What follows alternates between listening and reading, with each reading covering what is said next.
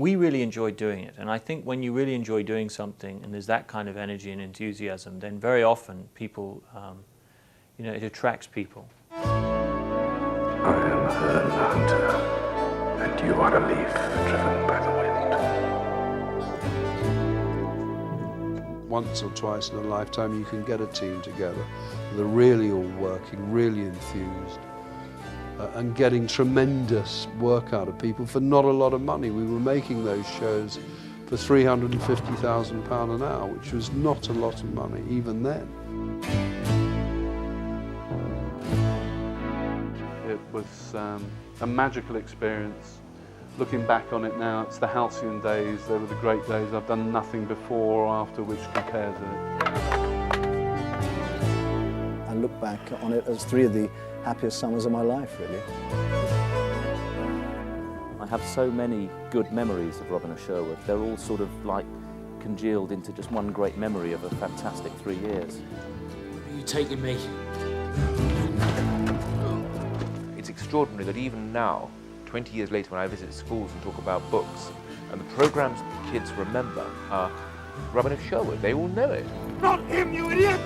Get Robin Hood! It was an education, Robin of Sherwood. It was 3 years. You know, and to do something like that for 3 years and enjoy it for 3 years, then, you know, we were doing something special. This is the guy who Gittins ball.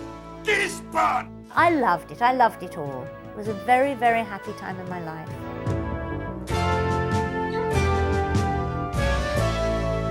We knew we were lucky.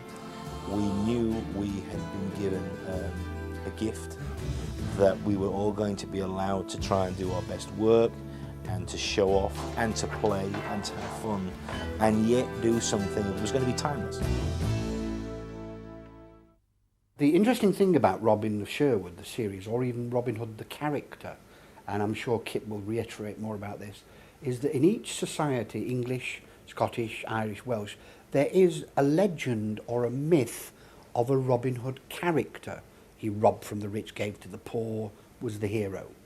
There are 2 legends of Robin Hood. One, which is that he was a yeoman in the woods, you know, a commoner and all that. And then there's the other Robin, which is the son of the Earl of Huntingdon, who is sort of banished and everything.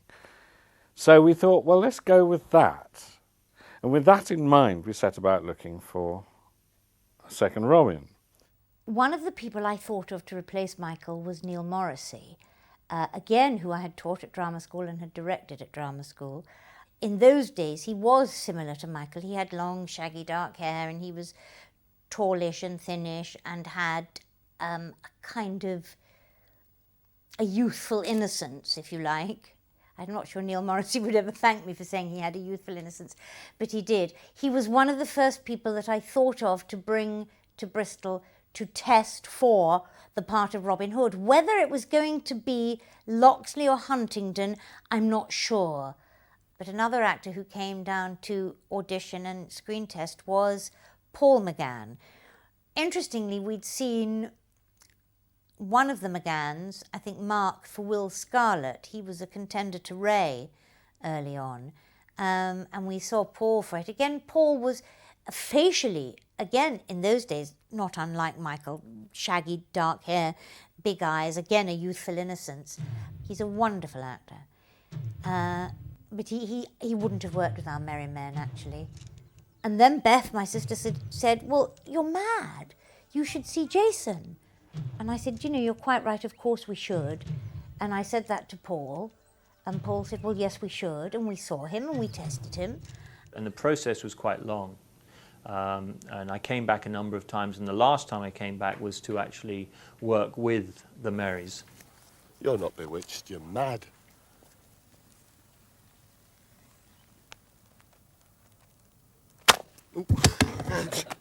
Ding! Thomas, what a shot. But then I went to Australia because my mum lives in far north Queensland. And I thought, I'm not going to sit and wait by the phone, and because it was pretty exciting at the time, you know, play Robin Hood. And, so I went to Australia, and at the time I was mucking out the goat shed, and I was covered in what I was mucking out. And the phone went, and I came running back to the house, and my agent said, "Is Robin there, please?" And I said, "I'm sorry, I think you've got the wrong number." And I put the phone down. So she called back and said, you have got the part of Robin Hood. So I got very excited and ran around, and then flew back to England to a sort of onslaught of, the whole press thing and publicity, and it was an exciting time. Jason was very different from Michael, obviously physically different colouring. His approach was different. His personality was different. Quite fresh as an actor, quite young. I hadn't done that much work, and so I think what they were looking for was, as I say, just something different from Michael. I also felt the Connery name, because we didn't have a lot of time, would help us, to be absolutely frank. He came with a big amount of publicity attached to him. Sean Connery's son, immediately from the American market, they'd heard, obviously knew Sean, they were interested to meet Jason. And they never actually said, now the reason we cast you, I was hoping because they felt that I was right for the part. A reporter came up, and this is when I first realised I really liked this kid, and said, "Yes, but Jason, you've only got the part of Robin of Sherwood because your father's Sean Connery and played Robin Hood. It's a good gimmick." And Jason said, "Yes, that's correct, 100%." And I thought, I like you. Jason Connery, take one. And he got on with it, and it was one of the boys. And somehow Jason is very much more down to earth, which is what we wanted, of course. It was a difficult thing for Jason to do, to sort of come into a series, but he had enormous energy. He took it all in his stride, Jason, and I liked him very much, and I think a lot of people did. I think he grew into the part. I started acting at school, and my mum came and saw me in a play. It was The Pilgrim's Progress, and I was playing Apollyon, the monster. And unfortunately, my mother told me about dramatic pauses, and the guy sitting in the wings, who was the prompter, wanted to play my part. So every time I paused for a dramatic effect, this little voice from the wings would go meh, meh, meh, with my line. And I knew my line. And I got more and more annoyed until eventually, I was more aggressive in those days, I ran over and bopped him. He went over, dropped the book, and then I came back on and dried and couldn't remember my line. And he was lying on the floor and couldn't read me the line. So actually at the end of that performance, my mum said, "Well, at least we know what you're not going to do." But I didn't listen to her. And so I've been acting ever since. I started off as a ballet dancer, and I was trained at the Royal Ballet School. Then I left there and went to the London Studio Centre, which was an all-round dancing, acting, singing stage school. And whilst there, I was asked if I'd like to go to an audition, and it was for Heaven's Gate. I don't know if you remember Heaven's Gate, the big Michael Cimino film. And I went along with about, it's no exaggeration, at least 500 other dancers that day, and they'd been seeing people for months casting for this main scene they were doing at the opening titles. I was picked to dance with John Hurt, and they later sort of made it a little bigger part for me as his girlfriend in the film. And whilst filming it, I realised I just loved cameras. I loved having the big Panavision camera a few inches away from my face, and I just enjoyed acting. One of the teachers at school said something about the National Youth Theatre in London, and it sounded like a lot of fun. And again, it wasn't about wanting to be an actor or anything, it just sounded like a lot of fun. So I auditioned for that and was lucky enough to get in. It's a fantastic organisation. In fact, it was the first ever youth theatre throughout the world, set up by a genius called Michael Croft. About 43 years ago now, but that's not when I joined. I joined in about 1974, something like that, and did 5 fantastic summer seasons with them from the age of about 17 through till 21, 22, and it really set me up as an actor. Indeed, that's what led to my part in Robin of Sherwood, because Esther Charkham, who cast the series, was an old National Youth Theatre girl, and she used to come back and watch the productions. And I think I'm right in saying that I was the only person put up for Little John. If they hadn't liked what they saw, I'm sure they would have looked further afield. But I think Esther put her first choices up for Paul and Kip to vet, and they came and saw a production of Robin Hood that I was in at the Young Vic. Very, very different treatment of the story than Robin of Sherwood, written by Dave and Tony Arthur. A very a wondrous celebration of May Day, really, and Britain and May Day in medieval times, and that's how I got the part. Clive and I shared a flat before Robin, not only for a couple of days, I hasten to add. We actually ended up in the same area, which was Greenwich, and little did we know then that we'd both be up for such a wonderful series together. My first meeting with Paul was just extraordinary. I mean, I felt like I'd known him for years. I walked into the room and he stood up and he was the same size as me, which is, you know, that's always a shock to begin with. I'm not used to looking at people at the same level. My head's always used to being at this angle. And he just walked towards me in this tiny little room at Pinewood, wrapped his arms around me and hugged me. You know, this is the first ever audition I'd ever been to where the producer walked up to me and hugged me. It's never happened before or since. And that's how it went on. I mean, he was literally the most all-consuming, all-embracing personality you would wish to meet. He, as a producer, was exactly what the show needed. He employed the best people to do the jobs, and then he just let them get on with it. When I heard it was being cast, I asked if they would see me for the Sheriff of Nottingham, because I've always wanted to play the Sheriff of Nottingham. I had wonderful memories of Alan Wheatley's Sheriff of Nottingham in the Richard Green black and white Robin Hood. And strange enough, what actually happened was that both Michael Praed and myself were doing Gilbert and Sullivan. He was in the Pirates of Penzance at Theatre Audrey Lane, and I was in the Mikado at Sadler's Wells Theatre. And we both, unknown to each other, went along and chatted about what we were doing. Him about Pirates of Penzance, and I was talking about the Mikado. We met Paul Knight and Kip Carpenter. I met Paul Knight and Kip Carpenter anyway. And they just said, would you like to play it? I said, oh yes, please, because Paul and Kip were fans of Brideshead Revisited, so that had been a leaping board for me into the part of the Sheriff of Nottingham. But tell me this. Why should Robert of Huntingdon, heir to vast estates and several castles, concern himself with a bunch of outlaws, huh? It was just after Christmas, and Patrick Dromgoole phoned and said, are you going to be the new producer by yourself? And I said, yes. And he said, well, in that case, can you start in February? And I said, but it's dark in February, there's no leaves on the trees, and the weather's terrible. And he said, well, if you want to make 13, you'll have to start in February. And I hung up the phone and I said to Paul, I'm not sure I want this job. I went and had sword fighting lessons and staff fighting lessons. They were interested in just changing very much and not having the same person carrying on. And it was, I think, refreshing for them to have a new character coming in who was had different qualities and whatever.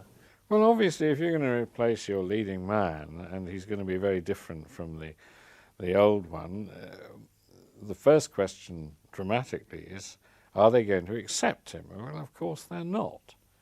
The band had more or less split up at the end of the when Robin died. I mean, as far as they were concerned, it was over. You believed in Robin, didn't you? Yes, I did. Playing Little John with Michael was almost set in stone from the word go, because it was very obvious from the scripts in what pecking order we all arrived and how we reacted to Robin as a character.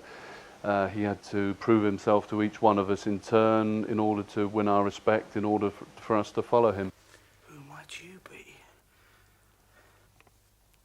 Hearn's son. If you listen as an actor, the way someone will talk to you, you react to them in that way. You know, you bounce off of them. And, you know, Michael had a style of doing things and Jason had a style of doing things. They were both, you know, they both had their own different ways of going about playing Robin. And so that obviously, you as an actor, that will change how you react to them. If it doesn't, that means you're not listening. And so it was a question of getting them to accept the new guy, both as actors and as characters. The situation was exactly parallel. I was the new boy, they were all settled, and also Michael was their friend. And somehow, even though I didn't say, you know, hey, Michael, get out, I'm taking the part, you know, it was like there was a slight feeling, I felt, that they were testing to see if I was okay. I mean, there were a lot of things that went on. One of them was they convinced me somehow, I think I'd had a few drinks at the time, that I had to climb to the top of a church, on the top of the spire from the outside. And that was pretty scary. But I did it, God knows why. And, you know, we all did get on very well. And I still see, you know, Mark and Ray and Clive and a lot of the guys. We started literally the first day ribbing him about his heritage, and it never stopped. It went on for a year, and he took it all with good grace, and took us on with good grace. We were having a party one night, and there was a sudden whisper from the back about how we were going to pack the room with women, and all the guys would quietly leave. So we all went out and got our cameras one by one, and Jason was sat in a corner, and we kept packing women into this corner until there he was in the archetypal James Bond pose, as a bloke sat on a chair, surrounded and covered by women at his feet, sat next to him, the whole thing. And then all the blokes produced our cameras and took photographs of him. We'd already been together for 2 years, so it was very difficult for the poor old chap to sort of come in and try and assume command of this fairly unruly mob of mad, merry men that we had become by that stage. And to his eternal credit, he won us over, not only as the character, but as a person, one by one, literally. It was as if the story was being reenacted off screen. And I think because I'd been so close to Michael as a friend, I was about the last to buckle to his considerable charm, but having buckled, I was very firmly you know, won over by him, not only as a person but as a character. And I think that process actually really just strengthened the relationships on screen, because it showed, our respect for him showed, and our love for him showed. The star fight that I had with Clive was on top of a hill, and Clive is 6'6.5", and the staff he's carrying is about, I don't know, 10 feet long. The cameraman decided it would be very interesting to lie underneath us and shoot up and have us fighting above him like this. And I was in full swing, going right over the top of his head. He forgot to parry, so it got him right on the top of the nut. To this day, we still argue about the fact that I was sure that we had a shot over here before I had to block over my head. But Clive says that I had blocked over my head and then I had the shot there. Anyway, I went there and he went to my head, so it went on the top of my head, which is still in the episode, so if you watch it, you'll know that that actually hurt quite considerably. He stood there perplexed, looking at me as if, how dare I do it, until I reminded him that it was actually his fault for not parrying it. What can you do? That's enough! One of the problems of being accepted by the Merrys was that people like Will Scarlett were certainly not going to accept the son of the Earl of Huntingdon as his leader. I mean, sort of not on. And there he was, back in Lichfield, in his tavern, getting very drunk all the time. And I then thought, oh yes, there's another film that I like very much. And it's called The Quiet Man. And it's got John Wayne in it. And there's a sensational fist fight in it that goes on forever. And I thought, you know, I'm a bit tired of dialogue, so why don't we have a wonderful fist fight between Robin, the new Robin, and Will Scarlett, during which Will Scarlett gets to admire this guy in a similar way that Nazir and the first Robin got to admire each other through fighting each other. Sort of male thing, you know, very sort of macho and all that. Come again! There were a lot of fights in that first double episode, and it was a lot of big fights, really. Big fist fight with Ray, that was sort of taken from The Quiet Man, a sort of fight that went through the whole village, ending in him smacking me over the head with a breakable pot.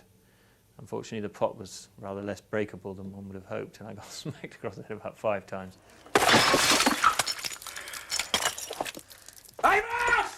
It was great fun. I mean, Ray's always come up with ideas, and we had a laugh and just threw ourselves all over the place. We was a bit younger then, like jumping out of trees and things like that onto horses, you know, and pushing people out of the way. But it was a laugh. But then you kind of stop, because that's what the stunt guys do, and that's how they get their living, and they do it properly. And you've only got to make one mistake, and it's finished. But as I said, we were young guys, and we're all a bit leery and showing off a little bit. No! Oh! Mon Dieu, moff. Series 3 with Jason was very different. First of all, his Robin was their mate, and he did things in Hearn's Son that were actually very undignified, that you would not have seen our Robin of Locksley do, even though our Robin of Locksley was a villager, a serf, and our Robin of Huntingdon was the son of a lord. But Jason made it work. He also does have a brilliant sense of humour about himself and does send himself up. And the boys just took to him and took him in. And although Robin was the leader of the Merrys, he was not above turning to them for advice, neither his Robin nor Jason the actor.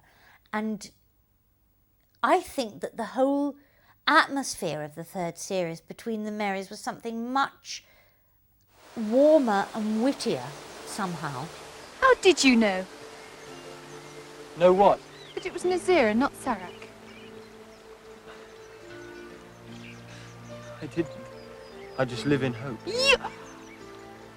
That is a very dangerous way to live.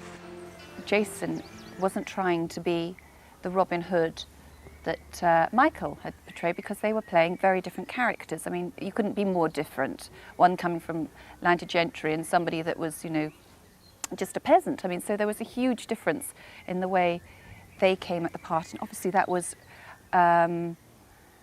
would have made, you know, I would have reflected that in the way I played against them. You know, it wasn't just a case of, oh, my old Robin's gone, here's a new one. Oh, great, you know, let's go on. You know, there was this whole sort of progression in the character, and I felt my character was very more naive probably than Michael's Robin in some ways. Marion and Robert of Huntingdon were from the same background, so obviously that was my initial starting point for playing against a new Robin. But also, as I said, I think Marion was more jaded, if you like, after the first Robin disaster. Because, I mean, if your husband has had an arrow in his back or in his front or from all angles, that's going to make you a little bit more nervous about getting into a second relationship with somebody that is an outlaw. Judy, to me, was the perfect Maid Marian, always will be. Her own qualities as a person, she was able to project through the character of Maid Marian, and those qualities were exactly what we wanted. Beauty, a marvellous innocent quality, and a sort of amusement, which was great, and a romantic quality. If you're filming every day for however many months we did 26 episodes, you're bound to pick up the better way to work with a camera than if you just do the occasional episode. And as I said, I got a chance to do a whole range, a whole gamut of emotions. You know, everything was written into it. So you get to explore many sides to your acting abilities. She was a real trooper. I mean, she was an ex-ballerina, and just very, very delicate, very sweet girl, and you know, would love to get in the middle of fights and sword fights and jump around and you know, scream like a banshee. So, you know, I took my hat off to her. She was really ready for action.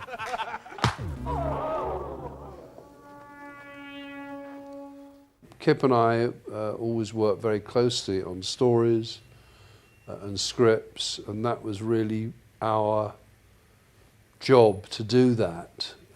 And that is our relationship that we had for many years, was based on mutual working on scripts. We kicked around ideas. Kip has a massively fertile mind, as you know, but he wasn't able to write 13 episodes. He didn't have the lead time, and we had to start bringing in other writers. It was such a specific brief that I actually asked literary agents if their writers would give us a storyline without any payment so that we could see if they really understood the genre that we were in. We got Ant Horowitz in, who was really sort of top writer, very good. He sort of instinctively knew what we were after. I wrote a myth of Adam Bell for this book. Adam Bell was sort of Robin Hood by another name, because at that time there were different versions of the same story. And then the call came out for this script for story ideas, and so I readapted what I'd done and used my knowledge of the period and of Adam Bell to put in a story by that name. And that's what came to the attention of the producers, somebody who actually knew, not as much as they did, but who knew something about the Middle Ages and about the period and about the people. And so out of the great pile of scripts that they must have had piling up on their table at the time, there was this one by a completely unknown writer, and they took a gamble and called me in. This is my land. This is where I made my name. And now I'm back. Paul Knight took an immense leap of faith, Paul and Kip together, in hiring me. Anthony Horowitz used to come down, the writer of a number of, I'm not sure how many he wrote of my series, 5, I think. He used to come down, and he was very enthusiastic as well. And in some ways, you know, I think he and Kip used to sit there and just get so overexcited with some of the ideas they came up with. We just sit there waiting for them to tell us what they were. Oh, we should do that. You know, he said, yes. What are you talking about? So, yeah, he was nice to have around because he was really knowledgeable as well.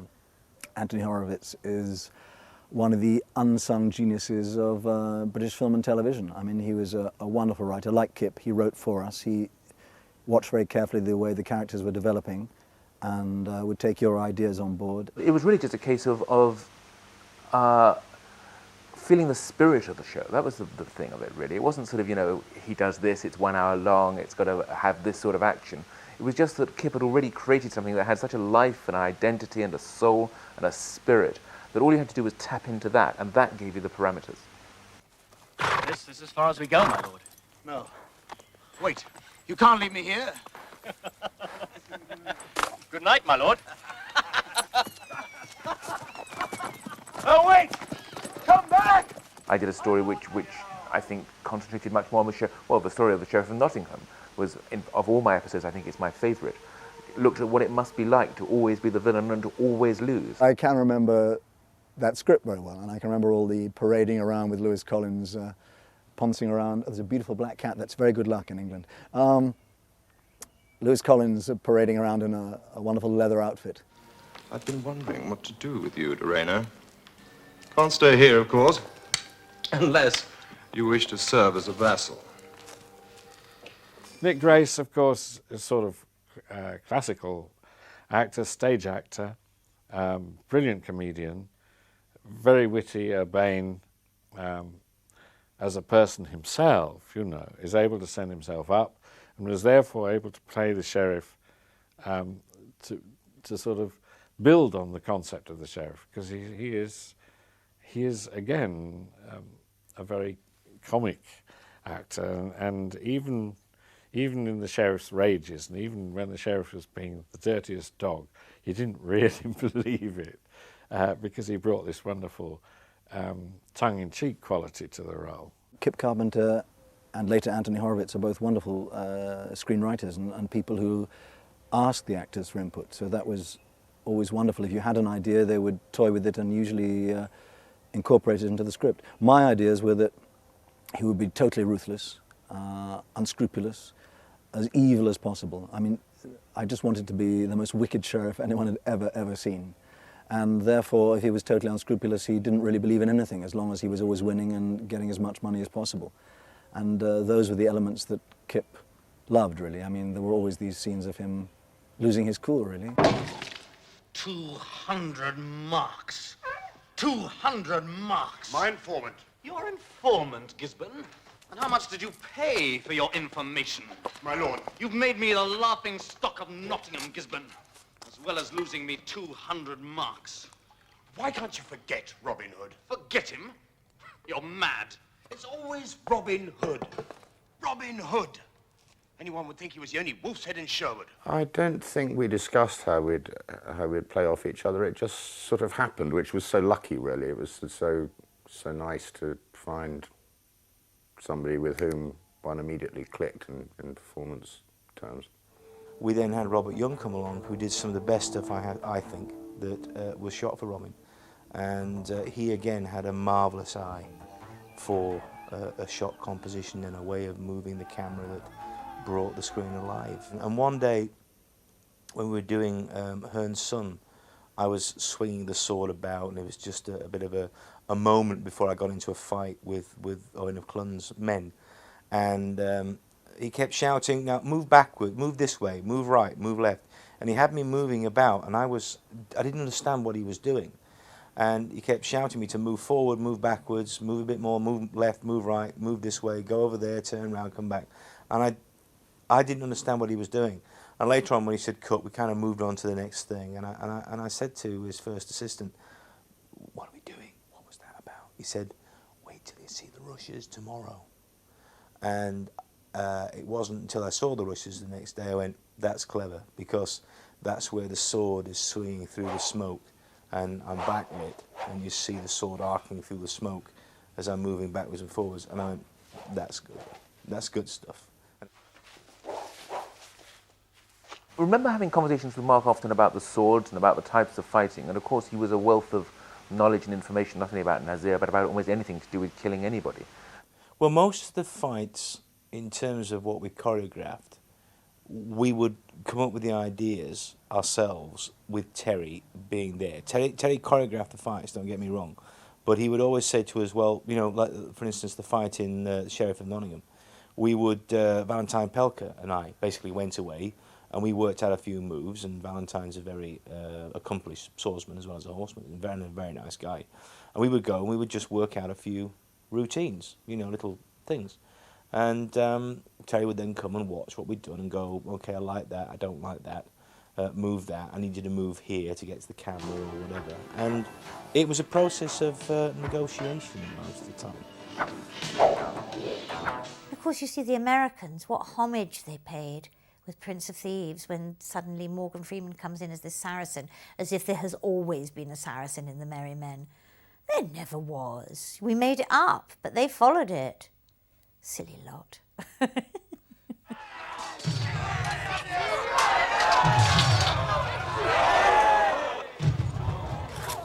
Drop your swords, or I'll kill him!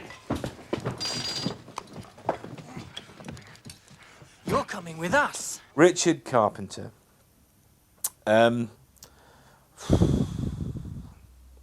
Genius. Spiritual, honest man who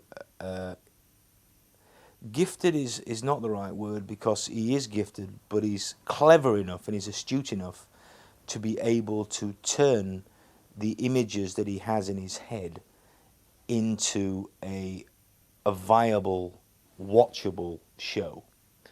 And that really is magic. Kip was always very open. He welcomed ideas. You could go up to Kip and you could say, hey, look, I've got this idea, you know, wouldn't it be great if Much could do this? And he'd go, hey, that's a great idea. Or he'd go, no, that's a load of crap. You know, don't suggest things like that. He'd be great. You know, he'd be open. You wouldn't feel that you were going to suggest something that, you know, that would be wrong, because just the way the guy is, if you came up with a good idea, he'd use it.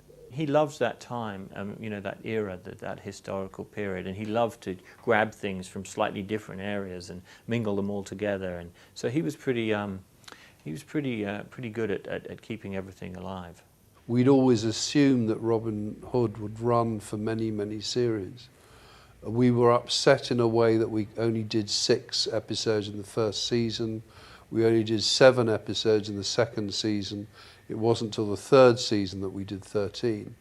I think Kip, as we went on, we learnt more about the characters, who were the strong characters, and the stories, and Kip developed, you know, from there in a natural way.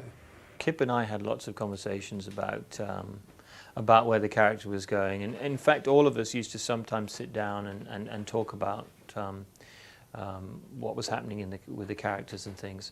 As far as Much was concerned, he still was Robin Hood. The new Robin, when Jason took over, was he was perfectly okay to accept that that was Robin Hood, and that was the bottom line. He totally accepted him.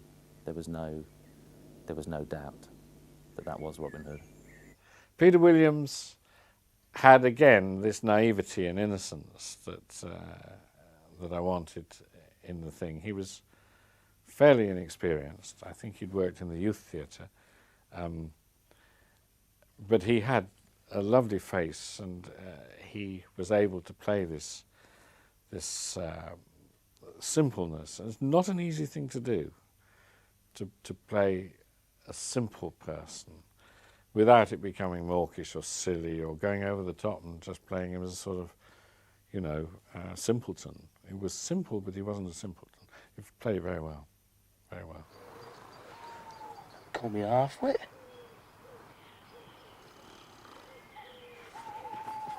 Don't ever call me a half-wit. Much, I may be a bit slow at times, but I'm not a half-wit. And I won't have you calling me one. I won't have no one calling me one.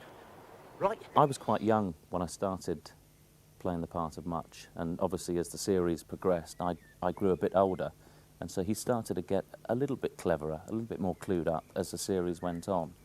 And I think it was to do with myself growing up a bit as well, and I sort of grew with the character, which was great. Much, I didn't mean it that way. Look, I'm sorry. Right. By the 3rd series, if I remember rightly, my character changed to the fact that he was mellowing. And that was quite a conscious thing. That wasn't something that came down from upstairs. It says, you know, this man is, you know, because the first episode, I think I killed 48 Normans, you know.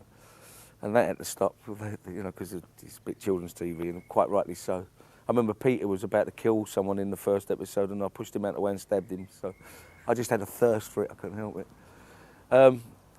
But by the 3rd, I think, you know, by then, to have this group of people, you know, after losing your wife and through rape and pillaging, the anger to start to see, you'd found a family. And the arguments between him and Robin probably slowed down a little bit more. And also, you're also bouncing off a different actor. By that time, we'd had Jason in, who'd taken over from Michael. You know, there's personalities that are different on set, and they all come through, you know. To help the weak, defend the helpless, and fight against tyranny. Robin of the Hood, so must it be. So must it be.